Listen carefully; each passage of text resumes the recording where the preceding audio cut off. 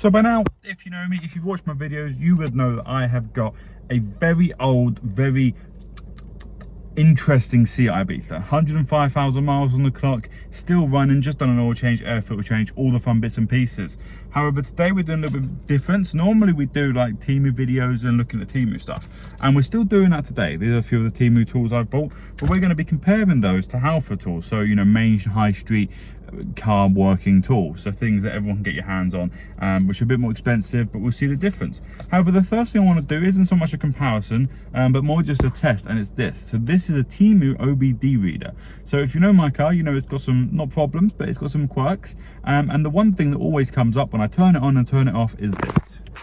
Oh yeah, and just if anyone's curious as to where the OBD scanner is in one of these Seat Ibizas, it's it's under that. Probably take it off a bit gracefully, but it's right there, that pink one, that bad boy. So let's give it a little plug in. The car's off, I don't think that matters, but we plug that bad boy in, the ignition's on, and here it goes, it loads up when I can get it in the screen.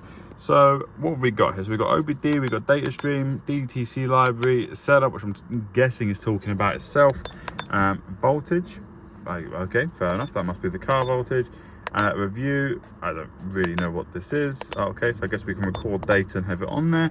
Then we turn the old wagon on. It's going to moan at me because the door's open. It's hot as anything in England today. Yeah, so let's go OBD. So it's scanning the old wagon. So it's found no codes. So that leads me to believe that this isn't exactly a code, whereas it's more just like a thing that the car tells you off for. And then we have got some options here. So we've got vehicle info, I guess that's, there we go, it's got my VIN number on it, so if anybody wants to clone my car, you're more than welcome to now. And then it's just got a bunch of options. So if we read the car, yeah, it's got nothing on there, so we're going to try and clear it anyway and just see.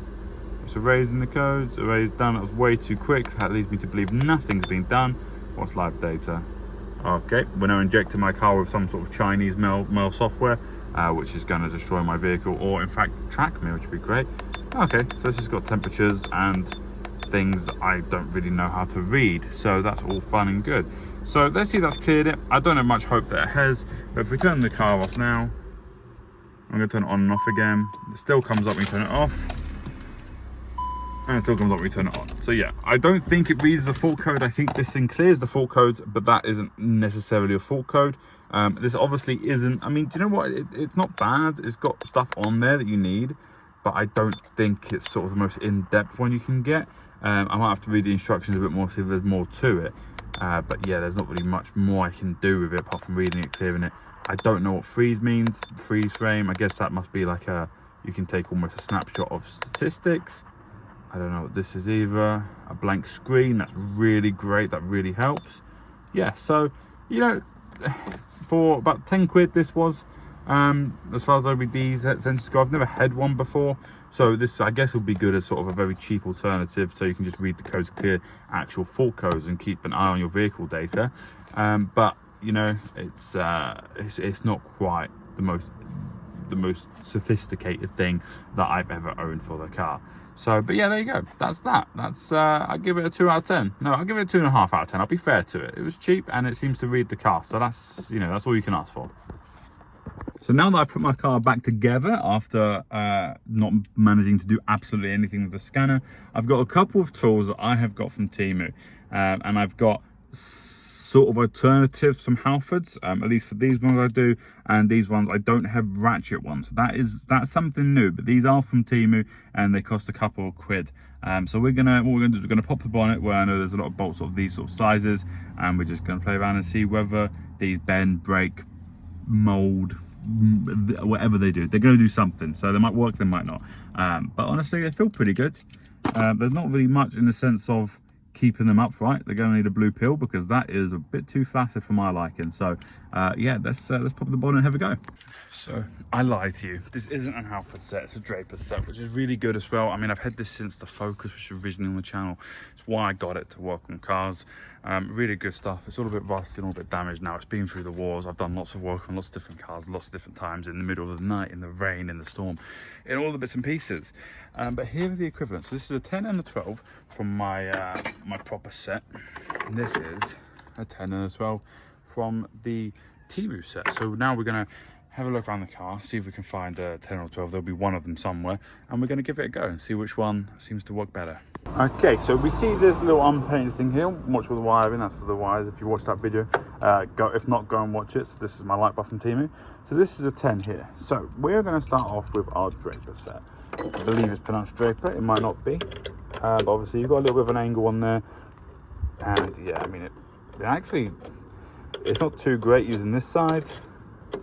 And obviously that side, it's just a spanner. It does the job. I'm really messing this up because this isn't a normal hand I used to do stuff with. Even though I'm left-handed, I use my right hand for tools. So yeah, I mean, that works, obviously, because that's the job of it.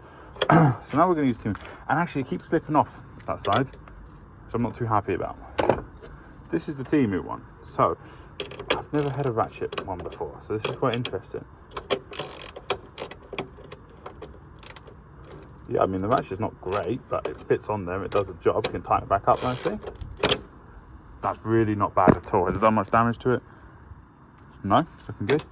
And in the front, it's not at the same angle, so it's a bit more awkward to get it on. But honestly, I think this might be better. I don't know if it's just an age thing, but that Ratchet is really, really helpful. For the 10, the Temu wins, unironically. I know that's not really much of a test, but there's no damage done to it. Just smacked my car. I mean, no real damage done to it from smacking a wall either. The same with that one, to be fair. But yeah, no, I think just simply because of the Ratchet, for the price of this compared to the price of these ones, yeah, that's really, really good. I'm really quite impressed with that. I think I'm definitely going to use a Ratchet spanner because I've never had one before, and I hate, and if any of you work on cars, I hate doing that and picking it up and moving it around, and it just it kills your wrist. I feel like a teenage boy again. Right, now we're going to find a 12 for these bad boys. I'm guessing it's going to be sort of the same answer to myself, but you know, different sizes might cause different opinions. We'll see. I love and hate whoever designed these cars. It's all 10, all of them in here, apart from some very small individual ones, but anything that matters is all size 10. So I'm gonna not really compare these ones because I've really compared the 10s, and obviously they're not gonna be much different apart from they're 2mm more. I'm gonna say I like the Ratchet one. I mean, if it goes by the 10 one, once again, it's a bit floppy. I don't really like things that are too floppy. That's the only thing I would say. If that was a bit more stern, so then you could get like an angle and hold it at that angle. But honestly, you can also tighten that up, so maybe you can make it better. For the price, these are like £4 for two of them, £2 each. That's not bad. It's not cheap for what they are for Temu, but yeah, I like them. I think that they win. Because obviously to get a Ratchet one of a known brand, it's a little bit more expensive. So a Ratchet one for that cheap is really, really good. And I'm really happy with it. So we're on to the next set of tools. This is the last set I've got. It's a big set, but this is all I've got for the moment, but there's more coming. I'm just gonna put it out there. I'm disappointed in this one already. One of my favorite things about buying stuff from Temu and China as such is that it's always really exciting packaging. It's always really interesting. That is just not, is it? This is 46 pieces socket wrench set made in China. Like, there's nothing exciting going on here. There's no detailing. It's just red and yellow with words on it. I want more than that. I need more than that. Right, anyway, let's open up. I don't mean to be this person, apart from the fact that I absolutely do mean to be this person. This is the cheapest feeling metal I've ever felt. These are my Allen keys in it. I don't know why I need Allen keys in it. These are my Allen keys. I'm going to put this to a stress test. And I feel like an idiot. They actually survive better than I thought. They just feel cheap.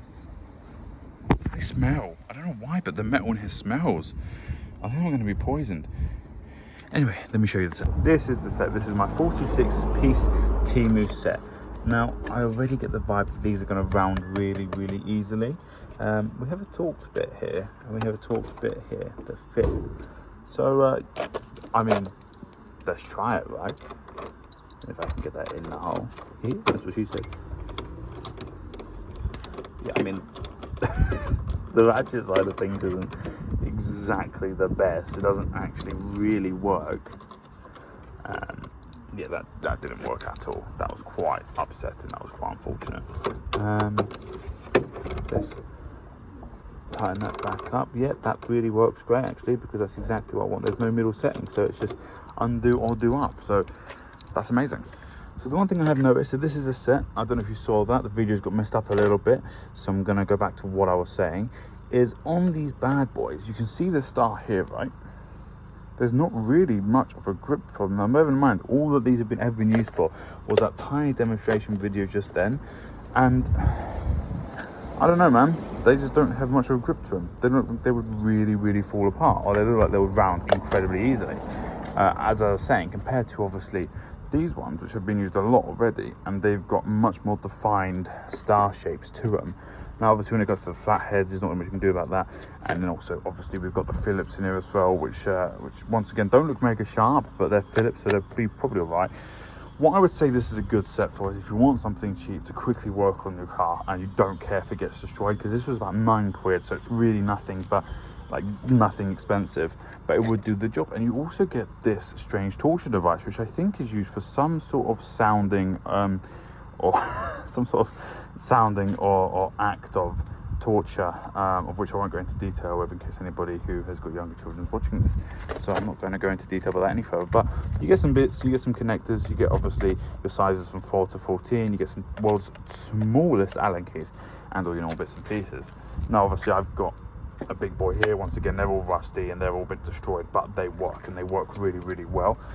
And the last thing to mention about this, because this is a comparison, this is supposed to be a comparison, but I don't really have anything to work with these on at the moment, but I can go through how they feel and how they look, which is obviously fun. But yeah, they feel cheap, they look cheap, but they will work, they will do something. Obviously, as I said, they will go in there, and they did undo my bolt there for me. Sorry, but it was the loudest van behind me. So they do something. However, in this case, I never have to worry. This is the cheapest plasticky case on the planet. You can see from just my thumb pressing on it, the whole thing's bending, and it just feels cheap, and it smells. It really smells, and I don't know why it smells. It smells like toxic. I think I might die from doing this video, which I think is worth a like and subscribe and a share to see more things like this, because if I do die, I can leave it to my friends and family, and then you can all support them. Anyway, off the point. So what's my final thoughts as a novice person who works on cars? I'm not going to call myself a mechanic. Somebody who likes working on cars, about Temu sets. The important thing to keep in mind is it is cheap, so you're going to get cheap quality out of it. However, what I would say is if you're looking for a set that's really cheap, that you can just do some bits and pieces, like to get off the under tray, to take off the battery, to just use bits and pieces that you don't care if they get ruined or destroyed, to just carry around in the back of the car for when you need it, it's perfect. They work, like all of that stuff that I looked at work, the spanners, the socket set, it all works, and it all works good enough, you know. None of it there's anything to rave or shout about, but it works. Obviously the OBD sensor scanner thing, I don't really know what to do with that. I don't have any fault codes on the car, but it reads the car, it gets the details, it tells me the truth, so you can't really ask much more than that. It's an honest machine, and those tools, they work, and they work well. They work well enough, in fact. So yeah, that's sort of my final verdict. So my bonnet almost just closed directly onto me. That's my final verdict. I think that if you're just looking to spend like 14, 15 quid, which is what I spent on all that stuff, for a socket set and for the spanners and for the OBD, there's really, you can't complain. It works, it does the job. Now we've got some interesting stuff coming up on the channel, so please like and subscribe and all the fun bits and pieces. If you want to see any more comparisons where I actually get down and dirty with it, the only reason I didn't was I forgot to record when I was doing my oil change and my air filter change, which I would have used the bits for, but I didn't record it because I'm half asleep and it's been a busy week, a very busy week, so I haven't done it. But yeah, if you want to see any more comparisons where I actually go into depth and I take stuff apart of it, or even if I use those tools properly, when I've not spent an entire day working on the car already, then that would be great. Please like, subscribe, let me know. Otherwise I've got some exciting ideas coming up. I might be having a new car on the channel. It's up in the air at the moment. Just looking at the funds, I've got a wedding to pay for, but then that would be good. And also I've got some fun ideas for the Seat Ibiza still. We're going to be heading away from the Temu stuff for a while, and we're going to be looking at other sort of challenges and bits and pieces that we can do with it, which is really exciting stuff. And I'm really excited to start a new sort of era for the channel. So please like, subscribe if you want to see more of it. Obviously we're at 150 now, which is amazing. If we could get to 300, even 200 by the end of the year, that would be incredible, and I would love that. That'd be a dream. So yeah, thank you guys so much for watching again, and I'll be back soon. See you later.